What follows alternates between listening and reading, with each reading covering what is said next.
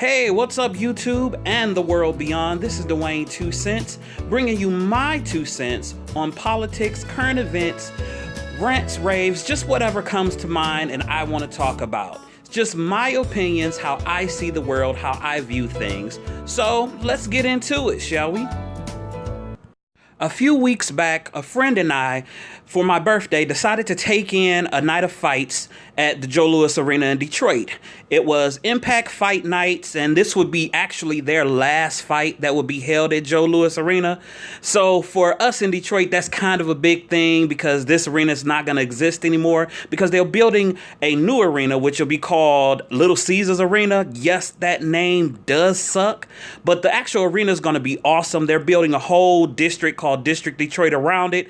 It's going to be epic. I can't wait for it, but that's really a story for another day.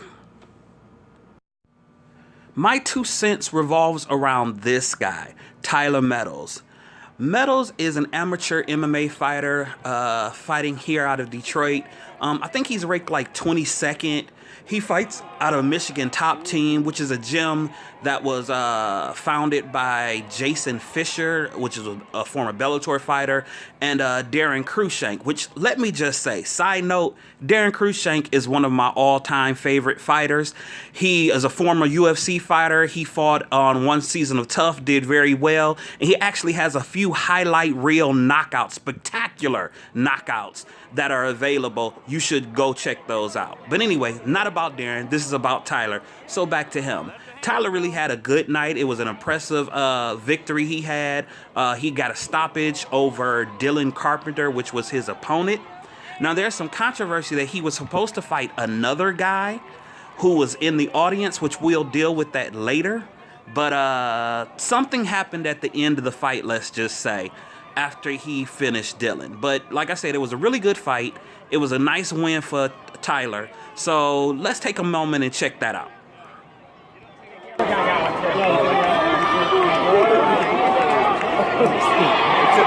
Hey!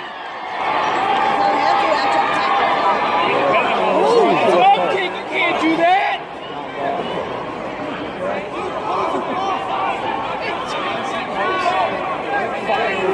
Shit! Get him! Oh! Go, Tyler! Go, Tyler! Oh! It is all over!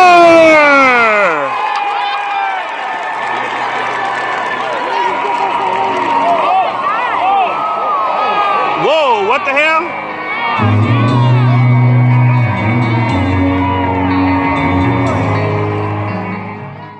The what the hell was for what took place after the fight, which this video provides a better angle of it, so let's check it out. Meadows. There was an overwhelming feeling of adrenaline in there. The fight is called in the second round.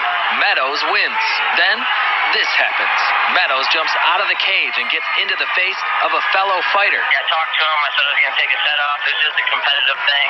Meadows ends up in the lap of Dylan Carpenter. He tackled me against the cage, which was obviously I didn't expect anything else when I jumped down. I understand why he did it. In the melee that ensues, a bystander gets hurt. A 12-year-old kid, according to Meadows. The kid got pushed by someone from the crowd or someone from his corner coming forward. But the state of Michigan says the fight after the fight will have consequences. The state licensing agency oversees the sport and maintains multiple people were injured from his after-the-bell activities. Okay, here is where my 2 cents comes in. I feel Tyler Meadows getting suspended over this is total, utter bullshit. I mean, it was barely even a fight. And this whole report of multiple people being injured and needing medical attention, that was utter bullshit.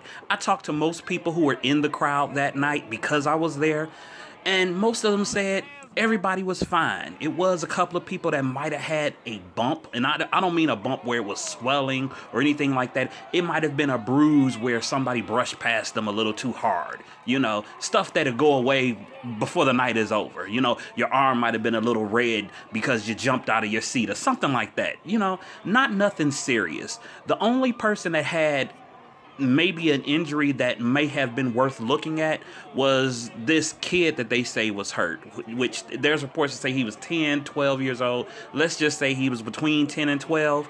And even those reports, the kid wasn't that seriously injured. Now, don't get me wrong. I understand the position of the regulators. They have to maintain standards for safety reasons. You know, you can't have people starting to fight in the crowd. I mean, it could have really gotten out of hand. And, you know, all sides admitted this. I remember there was a time where there was this big fight at the Palace of Auburn Hills. It's called the Malice at the Palace, if you want to look it up, where a couple of NBA players went into the crowd, and then the fans started going down on the court and fighting the players. It was a big, massive brawl that shut down the Palace, and this could have very easily took place at Joe Louis Arena. I mean, this is Detroit. We are always down for a scrap. So everyone involved is pretty lucky that this didn't get out of hand. Both Taylor Moore and Dylan Carpenter fight out of Scorpion Fighting Systems, which is in Brighton, Michigan, kind of like the in-state rivals of Michigan Top Team. Michigan Top Team admitted in a statement that Taylor Moore's behavior was subpar, but stopped short of calling it a fight because nobody got a chance to throw any punches. Said he didn't even realize he was in any trouble until police came into the dressing room and escorted him out. Now Meadows is contemplating if he's going to fight that suspension. In the meantime, he says it was just a stunt that got out of hand. That was never meant to, happen, and I apologize for that. I go there to inspire people. Like, I have a child of my own. I have a 3-month-old daughter. I'm not there to, hurt people in the crowd or make people think bad of me. In Detroit, Dave Spencer. The Detroit Free Press reported that the kid was really shaken up more than anything else. So the non-existent injuries got blamed on Tyler Meadows, but Tyler Meadows got out of there and it was still pushing and shoving after he left. So, whatever injuries, which they are bullshit, but if they were, they would have been caused after he left and went back into the cage.